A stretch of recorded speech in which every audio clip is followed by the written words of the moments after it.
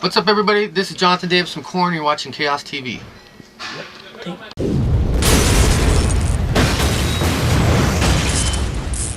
Okay, so hello everyone. We are here at the tour bus of Korn, and we have Mr. Jonathan Davis here as a guest at Chaos TV today. So you just played the show here at the Circus in Helsinki, Finland. How did the gig go? It was fun. We always have a blast when we play Helsinki.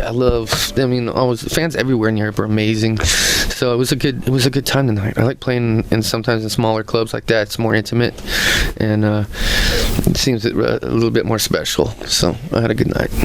So you're currently on a European tour with the band called Hacktivist. Mm-hmm. So how has the tour generally gone, and what do you think about the opening act yourself? I like the guys. I didn't really get to hear much because I'm usually getting ready when they're playing. Yeah. That's usually how it goes on the road, but it was fun having them out. They seem like great guys, and for us, all the shows have been sold out, and just amazing, having a great time. It's a good thing. So you're here supporting the new album, The Paradigm Shift, and it has generally gotten like really good reviews everywhere. So have you guys been pleased with the effort so far? Oh yeah, it's one of my favorite records. I'm gonna be honest. I still listen to it every day when I'm home. I have that thing in my truck, and it's just on repeat. And haven't done that with any Korn record ever, really. So I really enjoyed it. It was very special for me too, because it was a record I did at the studio in Bakersfield, and I did it with my kids there. I moved in the studio for about 4 months, and I had my little boys with me, and it's cool. The studio, it was Buck Owens' studio. After Buck had it, was given to my father, and I remember being a kid there and watching my dad record in that studio when I was my kid's age. So it was kind of full circle, watching my boys watch me sing that. Yeah. So it was, the whole fucking experience is special for me. So there's something magic going on in that record. So you also have the original guitarist Brian Head back on the band. So has he bring like fresh blood in the group? At least you were like quite energetic today on stage. Yeah, it was just good. It was like having, when he left, it was like a death in the family, honestly. It was like we were going around just tripping. We know we wanted to keep going on, but we missed Head, and we did some amazing albums without him, but he really needed to go get himself get his life together. He was in a really bad spot. He chose religion to help him get off of drugs and keep himself alive. So he had to take an 8-year journey to figure out what he wanted, and eventually it led him back to us and made this amazing record. And I love having him back. It's just the unit, us four up there. It's a special magical thing, I think. So, like, the Korn's musical style has, of course, like evolved a lot throughout the years. So, do you see like each album as a natural progression from the past one? Definitely. I mean, if we didn't try to outdo ourselves every time or try to do something different, we'd get really bored playing the same old shit over and over again, or making the same record over and over again. There's bands that pull it off perfect, and I wouldn't want them any other way, like AC/DC, or, I mean, they have their sound, they do what they do, and that works. But for us, we just want to keep evolving. It's always been that way with us since the first record, because when we came out, what we were doing was so different, then everybody jumped on the bandwagon and trying to do what we were doing then. So we always tried to stay a step ahead, and that's how it kind of fell into this, being creative every record and trying to do something different. During your career, you have done like a lot of guest appearances, and the last one I remember was the collaboration you did with Skrillex. And as a Suicide Silence fan, I remember the Witness the Addiction song you did with Suicide Silence. Yeah. So how do you usually like get the idea to get involved with some projects? I guess you get some like suggestions from your management to do something, or I just usually come up with me. Well, Suicide Silence, those guys are a huge fan of Korn, and I like the band, and they got a hold of me just personally because I knew the guys. They asked if I would do it, and I was all, yeah, I'd love to, because they were fans of the band. I like what they do. With Skrillex, I was just a fan of what he did. I mean, I remember he was in From First to Last. We did a thing for a magazine in the States where up-and-coming band gets to interview his hero, and Skrillex picked me. Okay. So it was really strange. I'm like, wow. I remember when I did the interview, I was just blown away. I'm like, this kid wants to talk to me. It's just so weird. But he ends up, he left From First to Last and started doing his electronic music, And I just called it because I had his number still. I just called him up and said, "Hey, you want to work with us?" And he's all, "Hell yeah!" Came down Immediately. Immediately. I mean, there's no real manager. Well, like any like collaboration I've done that was worth a shit usually happened with just artist to artist talking, no manager, none of that shit involved. And that's what I like. It's just something natural. It just happens. But do you get a lot of those phone calls that would you like to do something for us? Sometimes, if I don't know the band, I don't know. It just depends. Yeah, it's hard. It's got to be on a more personal level for me to do it.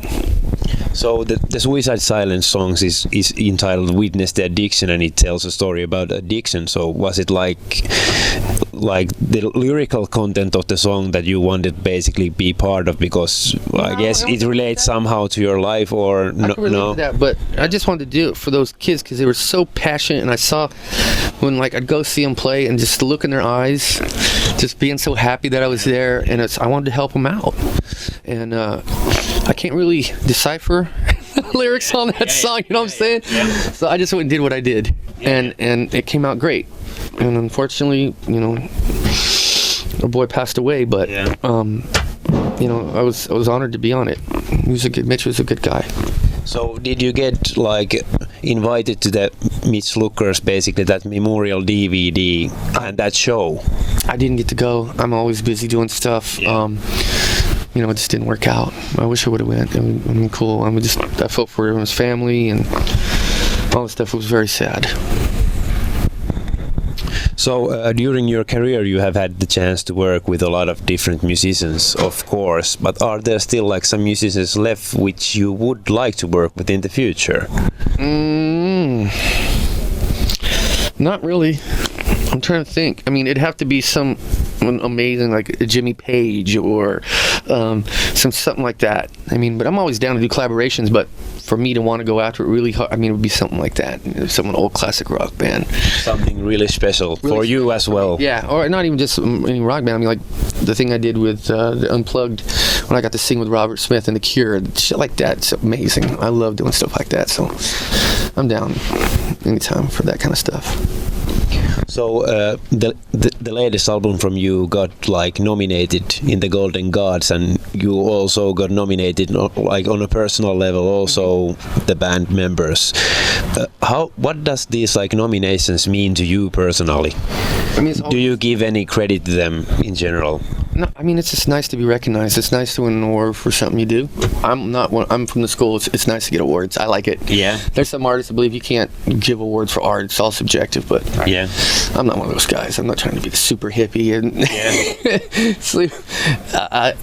I laugh at those guys sometimes, but I mean, anyone, you give a trophy to a little kid, grown man, anytime you get a trophy, you got to be fucking happy. Yeah, of course. Right? So it felt good to get recognized like that. What were like your own first thoughts when you saw your name on the list?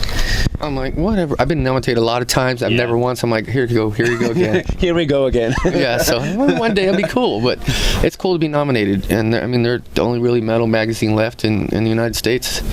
And, it is what it is. It was cool. So Korn as a band has of course achieved a lot, because you have sold like quite many millions of albums and pretty much like toured everywhere. But do you still have like some goals on a personal level that you would like to achieve someday? I just like to be celebrating our 40th anniversary. Okay. I love this band. I don't want to stop. And I think that we bring it, and I don't know, I look out there, the kids seem to still be having fun 20 years later, so I don't really want to stop. I mean, that's my biggest goal, is to keep going. I do what I love for a living, and that's special to me. It makes me happy. So I also read an article saying that you have some plans with the Killbot project. What kind of plans do you have at the moment? We're working on a record right now. Slug has been working his ass off arranging songs and sending them to me. When I get back to the States, I'm going to go in and do the vocals, and we'll hopefully have that thing out sometime this year. It's really different. We call it digital metal. Okay. It's a crazy mixture of just heavy guitars and heavy, not necessarily dubstep, it's just the sounds. It's just a thing of its own, and I'm really stoked and excited to get it out because it's some new level, different type shit. And you were also in the studio with Korn as well, recording some songs. Yeah, was it for the anniversary or? No, it's a song we just finished called Hater. It's going to be the next single. We're re-releasing the Paradigm Shift in the summer with new songs on it. A couple songs that I've been working on, and that one song, Haters, is going to be the next single off the record. Okay. And really excited about it. So good. Really good. And there's a couple more songs, because when we did the record, I only had 2 weeks to get all the vocals done. So me and Don had to pick 15 songs, and I had to get those done because we had to leave for Europe to do festival season. Yeah. So at the end of every record, I get fucked because I'm the last thing, and it's usually we only got 2 weeks or a week, and I'm scrambling. But that's how I work. I work good under pressure. Yeah, and usually you have to have the deadline. Yes. Like you have to get it done basically. Yeah. Otherwise, you would like. Yeah. So I can go back now and take time and finish a couple more songs, and we'll release it again. So excited about that.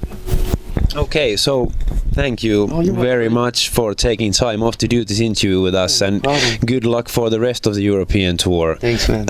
Anything you want to say as last word to your Finnish fans? You can hold the mic and say to that camera. Thank you everybody in Finland for coming out, supporting the band for all these years. We love you, and I can't wait to come back and play again for y'all.